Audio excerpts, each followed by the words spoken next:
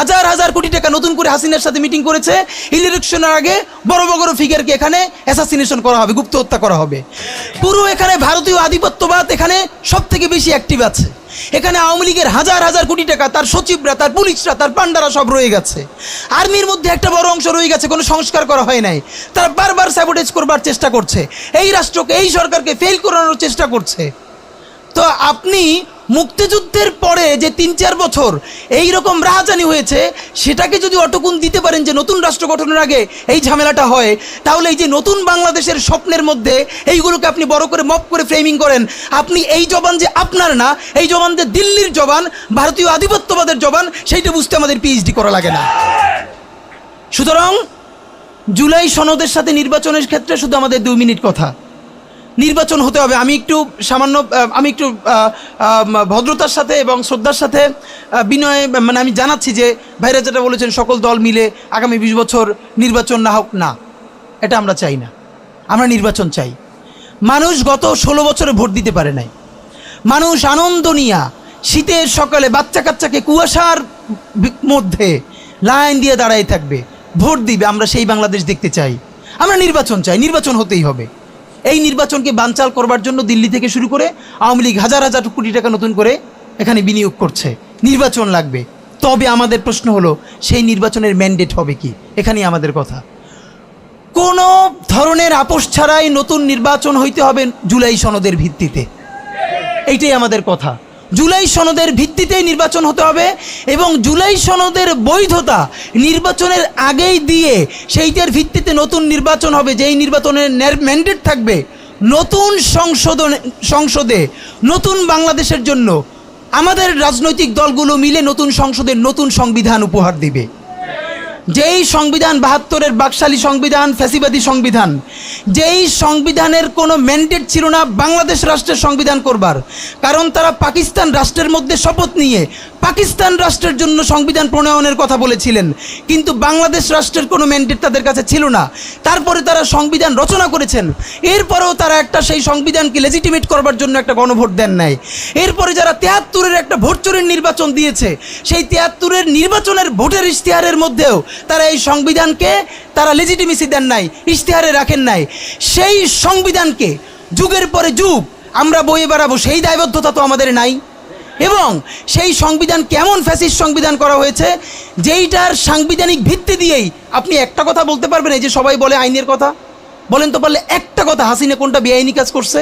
না, হাসিনা একটাও বেআইনি কাজ করে নাই। সে সমস্ত হত্যা, গুম, খুন এই সংবিধানের আইনের ভিত্তিতেই করছে। সে এই সংবিধানকে ডাস্টবিন বানিয়ে তত্ত্বাবধায়ক সরকার বাতিল করেছে, যা ইচ্ছে করে তাই করেছে। এবার তো সে তো বেআইনি কিছু করে নাই, কথা তো সত্য। আমার বিএনপির ভাইদের প্রতি শুধু একটা আফসোস লাগে, কারো কারো দেখি 72-এর সংবিধানের প্রতি তাদের কি গভীর প্রেম। যেই সংবিধানের মধ্য দিয়ে বাকশাল এসেছে, যেই সংবিধান গণতন্ত্র হত্যা করেছে। আজকে বিএনপির ভাইদেরকে একটা কথা বলি, আপনারা হয়তো অনেকে জানেনও না। পৃথিবীতে দ্বিতীয় ইতিহাস আছে কিনা মান্না ভাই জানলে বলবেন, আমি ভাইয়ের কাছ থেকে শুনতে চাইব। জিয়াউর রহমান তো একজন সামরিক শাসক ছিলেন। একজন সামরিক শাসক সামরিক ফরমান জারি করে দেশে গণতন্ত্র ফিরেইছে, পৃথিবীতে এই নজির নাই যেটা জিয়াউর রহমান করছেন। আপনারা কি জানেন?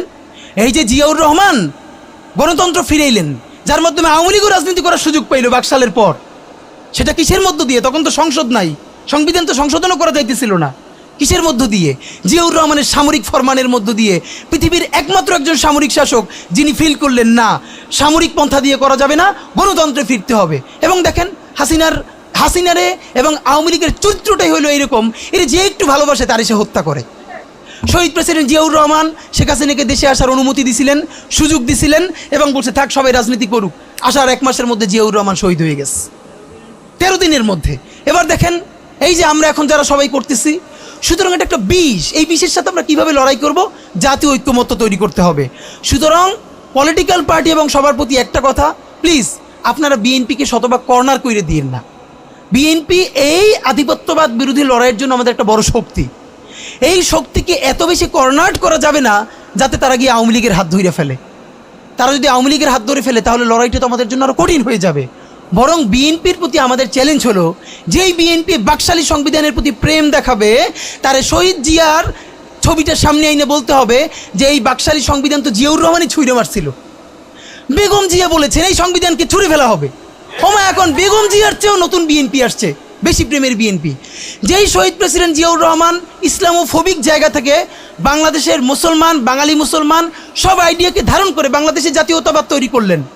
এখন একটা নতুন বিএনপি গজাচ্ছে, কেউ চেষ্টা করতেছে পুরো বিএনপিটাকে একটা ইসলামোফোবিক বিএনপি করা। এ কি ভাই, ইসলামোফোবিক বিএনপি সে কোথায় যাবে? সে কি দিল্লি যাইতে চায়?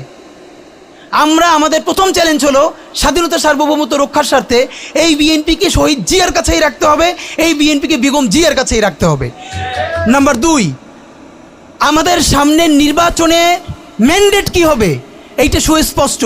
জুলাই সনদের ভিত্তিতে যদি নির্বাচন না হয়, এই নির্বাচন আপনারা চাইলে করেন, আমরা কেউ ভোট দিতে যাব না। নাম্বার 3, সেই নির্বাচনের পরে সংসদের ম্যান্ডেট কি হবে? সংসদে জুলাইয়ের বর্তমান সনদে যেটা স্বাক্ষরিত হবে সবার ঐক্যমত্যের ভিত্তিতে, এটা নির্বাচনের আগে মানে সংবিধান সংশোধন করা ছাড়াই অধ্যাদেশের বলে বলে যেটা করা সম্ভব সেটা আগেই করে ফেলতে হবে এবং তাকে দিয়ে নির্বাচন করাইতে হবে। এবং আমাদের বিএনপির বন্ধুরা বলছেন 2 বছর সময় নিয়ে তারা সংসদে এইগুলো পাশ করাবেন। 2 বছর চলবে না, সর্বোচ্চ সময় 6 মাস। সংসদের প্রথম 6 মাসের মধ্যে জুলাই সনদের সমস্ত কথাগুলো সংবিধান ইনকর্পোরেট করতে হবে। যদি পারেন নতুন সংবিধান করতে হবে, নতুন সংবিধান করতে না পারলে এইটার মধ্যে ইনকর্পোরেট করতে হবে। রাজনৈতিক বিভাজনের ফাঁকে একমাত্র সমস্ত সুবিধা নেবে ফ্যাসিবাদ, ফ্যাসিবাদের শক্তি এবং আওয়ামী লীগ। আমরা আমাদের জীবন থাকতে বাংলাদেশের মাটিতে ভারতীয় আধিপত্যবাদ থেকে শুরু করে আর কোনো বিদেশি আধিপত্যবাদ, হাসিনা এবং ফ্যাসিবাদকে মেনে নিব না। এবং আমরা যদি শহীদ হয়ে যাই, আমাদের সন্তানেরা লড়বে, তার সন্তানেরা লড়বে। কিয়ামত পর্যন্ত বাংলাদেশ নামক জমিন যতদিন বেঁচে থাকবে ততদিন পর্যন্ত আজাদির সন্তানেরা লড়াই করবেই করবে। ওদেরকে স্কুলে, কলেজে, ইউনিভার্সিটি দিনের পরে দিন কাউন্সিলিং করা উচিত ছিল। আপনি কাউন্সিলিং করেন নাই, ওদের পুনর্বাসন করতে পারেন নাই, শহীদদের পরিবারের পুনর্বাসন করতে পারেন নাই। এখন এই ছেলে মেয়েগুলো দেখে যে এই রক্তের মধ্য দিয়া সে চিরতরে অন্ধ হয়েছে, পঙ্গু হয়েছে, এখন তারপর ন্যূনতম বিচারই শুরু হয় নাই, বিচার নাই, সংস্কার নাই। সে বরং দেখতে পাইতেছে সেই আগের পুরনো আওয়ামী লীগ জিকে বসতেছে, যাতে তার মনে হইতেছে সে যে এবার অন্ধ হয়ে বাইচে আছে সেটাও হয়তো বাইচে থাকতে পারবে না, এবার হয়তো তাকে হত্যা করে ফেলা হবে। সেই রিয়াকশনে সে কাউকে গালি দিচ্ছে। এই গালিকে আপনার এত অপবিত্র মনে হয়, কিসের সাথে তুলনা দেন? গত 15 বছর যার তুলনা একমাত্র জাহান্নামের সাথে হইতে পারে। তো আপনারা কি বুঝাইতে চান আমাদেরকে? এগুলো মনে করেন আমরা বুঝি না? নাম ধরে বললে পলিটিক্যাল পার্টিগুলো বেশি প্রেশার ফিল করে।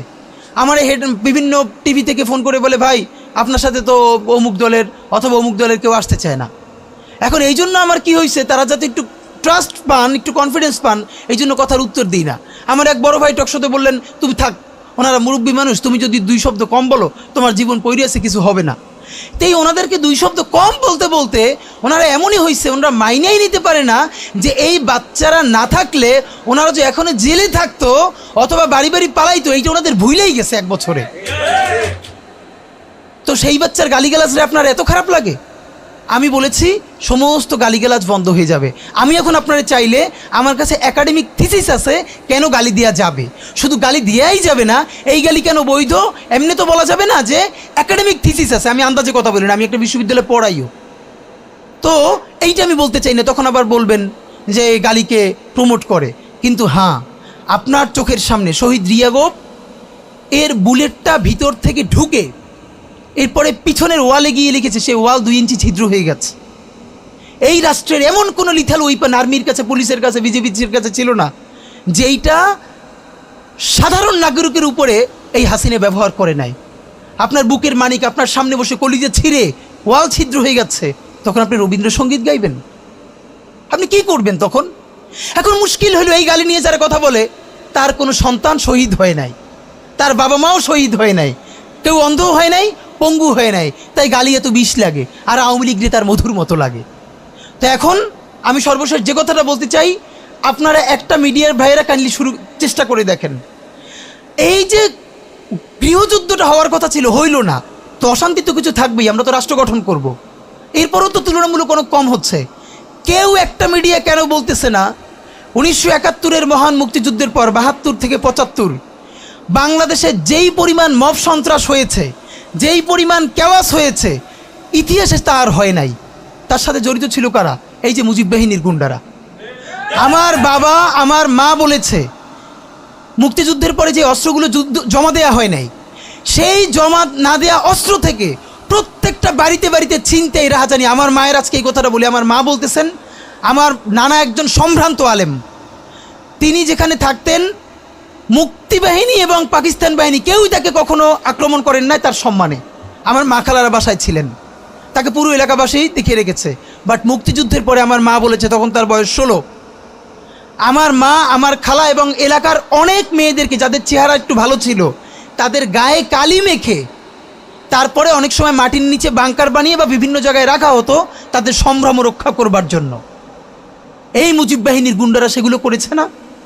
এমন কোনো চিন্তা নেই। ব্যারিস্টার ফুয়াদ ভাই সেদিনকে বলেছেন তার বাবা সে অসংখ্য সালিশ করেছে তাদের এলাকায় যে এই গুন্ডাগুলো মুক্তিযুদ্ধের পর বিভিন্ন জায়গায় ছিনতাই করতো, তারপরে এলাকাবাসী আইনে গাছের সাথে বাইধে রাখতো, এরপর এলাকার মুরব্বীরা আবার সব উদ্ধার কইরা মানুষের কাছে কাছে দিয়ে আসতো।